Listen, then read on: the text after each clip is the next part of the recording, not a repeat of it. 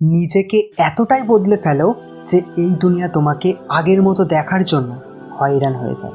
তুমি নীরবে এত পরিশ্রম করো যে আগামী কয়েক মাস ও কয়েক বছরের মধ্যে তোমার জীবন সম্পূর্ণ চেঞ্জ হয়ে যায়। কিন্তু বন্ধু, তুমি একদিনে নিজেকে কখনোই বদলাতে পারবে না, কিন্তু একদিন অবশ্যই আসবে যেদিন তুমি সম্পূর্ণ বদলে যাবে।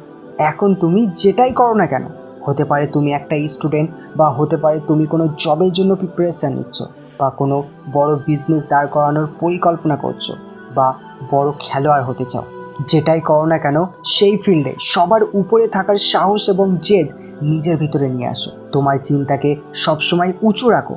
হয়তো আজ তোমার সিচুয়েশান খুবই খারাপ, হয়তো তুমি অনেক প্রবলেমের ফেস করে চলেছো তোমার স্বপ্ন পূরণের রাস্তায়, কিন্তু এটা সবসময় মনে রাখবে, এটা দীর্ঘস্থায়ী নয়। পৃথিবীতে এমন কোনো প্রবলেম নেই যে প্রবলেমের সলিউশন নেই। তোমাকে শুধু সেই সলিউশনটা খুঁজে বার করতে হবে।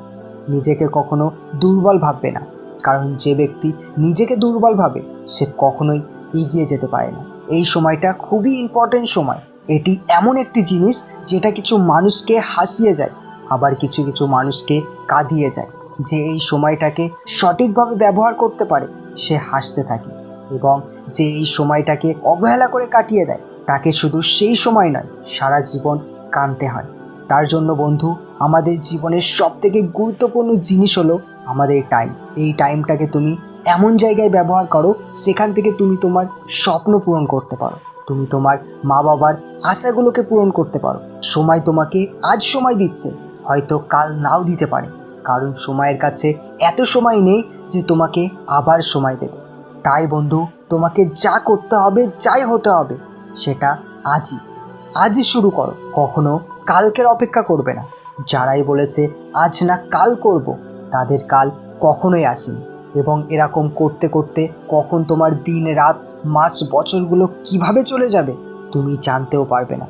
আগামী কাল করব এই কথাটাই নিজের জীবন থেকে মুছে ফেলো।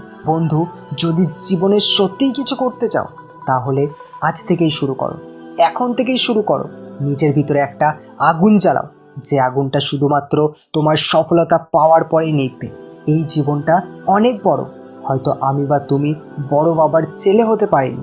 তার জন্য বন্ধু, আমাদের জীবনে প্রতিটি পদে প্রতিটি ধাপে ধাপে আমাদেরকে অনেক কষ্ট সহ্য করতে হয়, অনেক পরিশ্রম করতে হয়।